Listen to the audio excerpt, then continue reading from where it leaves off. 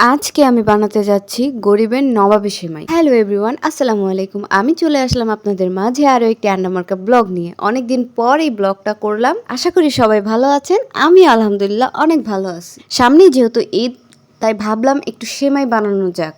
ঘরে থাকা ইনগ্রিডিয়েন্টস দিয়ে আমি এই নবাবী সেমাইটা বানানোর ট্রাই করলাম। প্রথমে আমি একটি পাত্রে কিছু বাদাম ভেজে তুলে নিই। তারপরে আমি যে লাচ্ছা সেমাইটা তৈরি করব সেটাই আমি ভেজে নিই।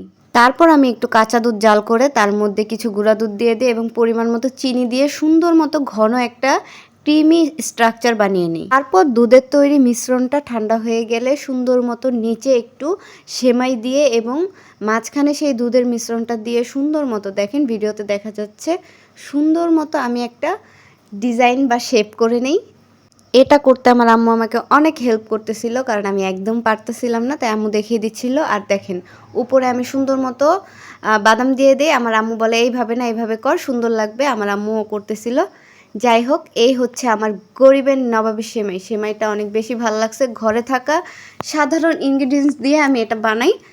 যাই হোক, এটা বানাইতে অনেক কিছুই আমি দেখি যে অনেক কিছু লাগে, কিন্তু আমার ঘরে যা ছিল আমি তাই দিয়ে সেমাইটা বানাইছি, কিন্তু খেতে অনেক বেশি মজা হয়েছে। আপনারা চাইলেও এই ঘরে থাকা অল্প কয়েকটা জিনিস দিয়ে এই নবাবী সেমাইটা বানিয়ে খেয়ে দেখতে পারেন। আশা করি ভালো লাগবে।